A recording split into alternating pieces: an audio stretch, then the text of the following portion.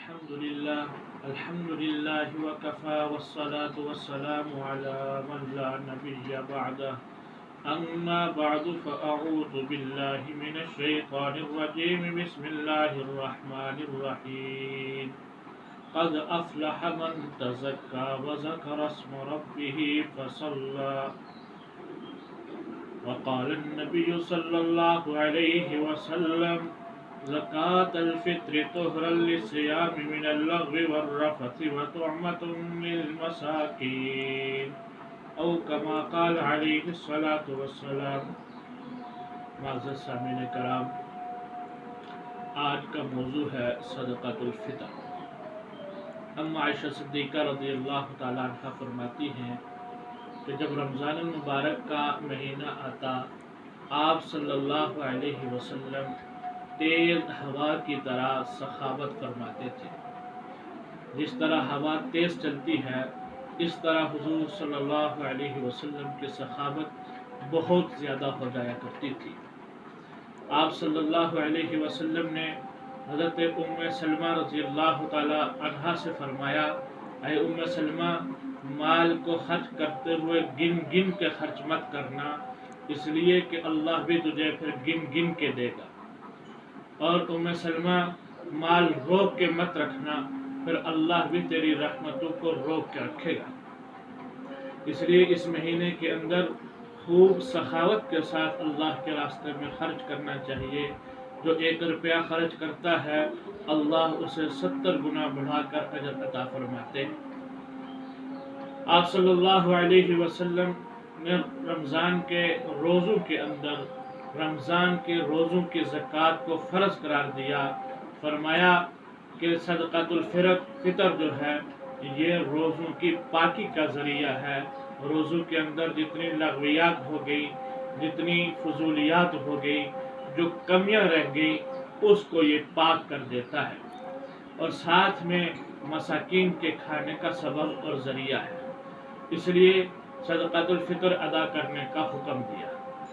رہا مسئلہ یہ کہ صدقۃ الفطر کن لوگوں کے اوپر فرض ہے یا واجب ہے، تو صدقۃ الفطر اسی کے اوپر واجب ہے جس کے اوپر زکوٰۃ واجب ہوتی ہے۔ یعنی اگر صاحب نصاب ہوگا تو صدقۃ الفطر واجب ہوگا، اگر صاحب نصاب نہیں ہے تو صدقۃ الفطر بھی واجب نہیں ہے۔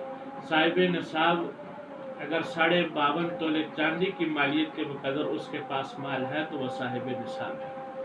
البتہ سونے، چاندی اور مال تجارت سے ہٹ کر بھی جو ضرورت سے زائد سامان ہے، اس کو صدقہ فطر کے اندر شمار کیا جاتا ہے۔ یا اس کو یوں سمجھیے کہ زکوٰۃ اور صدقہ فطر کے اندر 3 فرق ہیں۔ زکوٰۃ اور صدقہ فطر کے اندر 3 فرق ہیں۔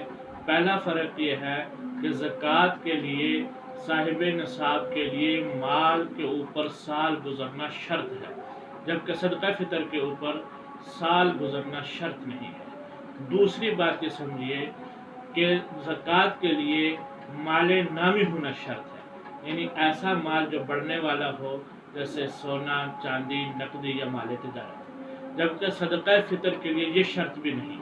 چنانچہ اگر کسی خاتون کے پاس گھر میں جہیز کا سامان پڑا ہوا ہے جو ضرورت سے زائد ہے، سارا سال استعمال نہیں ہوتا، یا کسی شخص کے پاس 2 گاڑیاں ہیں، ایک گاڑی اس کی استعمال کی ہے اور ایک گاڑی سارا سال استعمال نہیں ہوتی یا اکثر استعمال نہیں ہوتی، ضرورت سے زائد ہے، کسی کے پاس 2 مکان ہیں، ایک مکان میں رہائش پذیر ہے، دوسرا خالی پڑا ہوا ضرورت سے زائد ہے، تو ایسے شخص کے اوپر صدقہ فطر واجب ہوگا۔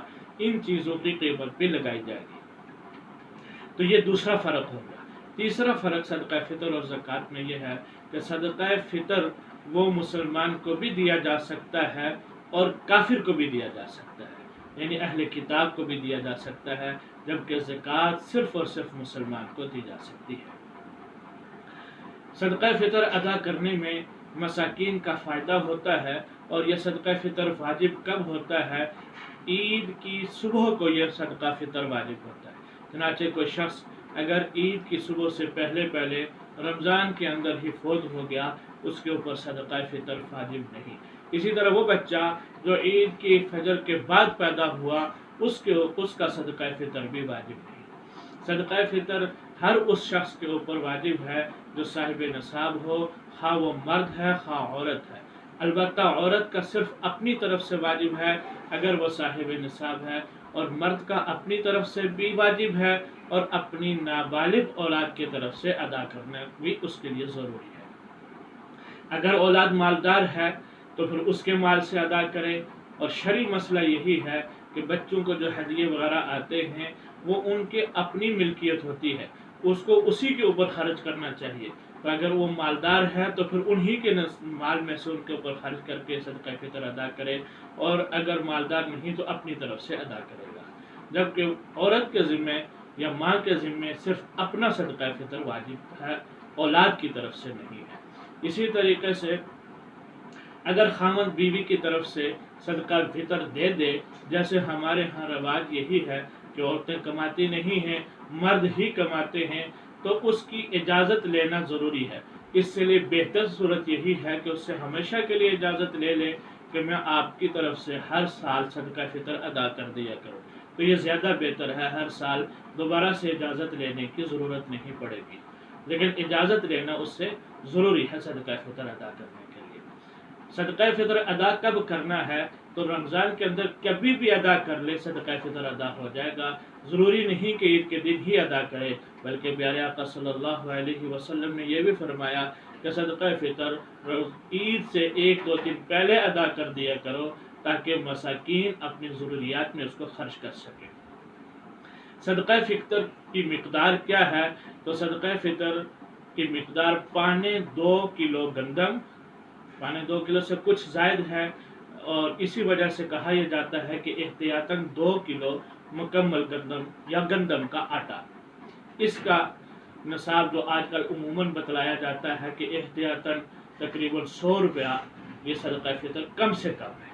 जो साहिब हैसियत लोग हैं उनको ये चाहिए कि वो गंदम के एतबार से ना दें, बल्कि जौ के एतबार से दें। जौ की मिकदार 3.5 किलो है, और इससे भी अगर कोई साहिब हैसियत है तो वो खजूर के एतबार से दे।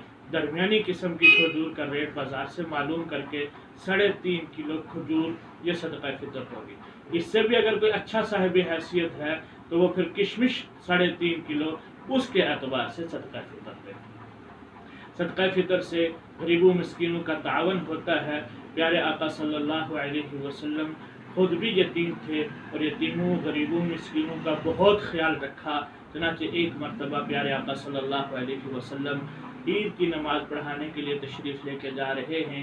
रास्ते में जाते हुए क्या देखा कि कुछ बच्चे खेल रहे हैं, ईद की खुशियाँ मना रहे हैं, नए कपड़े पहने हुए हैं, और एक बच्चा थोड़ा सा आगे जाकर अलग से खड़ा है और रोए जा रहा है। प्यारे आका सल्लल्लाहु अलैहि वसल्लम जब उस बच्चे के पास पहुँचे, देखा कि वो रो रहा है, उसको अपने सीने से लगाया, पूछा बेटा तू क्यों नहीं खेल रहा, तू ईद की खुशियाँ क्यों नहीं मना रहा? वो कहने लगा कि ऐ मोहम्मद सल्लल्लाहु अलैहि वसल्लम, इन बच्चों के वालिदैन ज़िंदा हैं, इनको वालिदैन ने कपड़े भी लेके दिए, जूते भी लेके दिए, कि इसलिए खुशियाँ मना रहे हैं। मेरे वालिद तो दुनिया से जा चुके हैं, मेरे वालिद फौत हो चुके हैं, इसलिए मुझे ना नए कपड़े मैसर हैं, ना जूती मैसर है, मैं आज कैसे ईद मनाऊं? मैं इसलिए यहाँ अकेला खड़े होकर रो रहा हूँ। कमली वाले के ऊपर कुर्बान जाएं, शफकत तो थी ही। फौरन उस बच्चे को उठाया और उठाकर वापस अपने घर की तरफ चल दिए। जाके अम्मा आयशा सिद्दीक़ा रज़ियल्लाहु ताला अन्हा से फरमाया कि आयशा, ये मेरा बेटा है, तू इसकी माँ है और मैं इसका बाप, और इसको अच्छे तरीके से नहला और इसको हसन और हुसैन में से किसी के कपड़े पहना। हज़रत अम्मा आयशा सिद्दीक़ा रज़ियल्लाहु ताला अन्हा ने उनको तैयार किया, कपड़े पहनाए, कंघी की, तेल लगाया, और फिर वो बच्चा हुजूर सल्लल्लाहु अलैहि वसल्लम के साथ चल के आने लगा।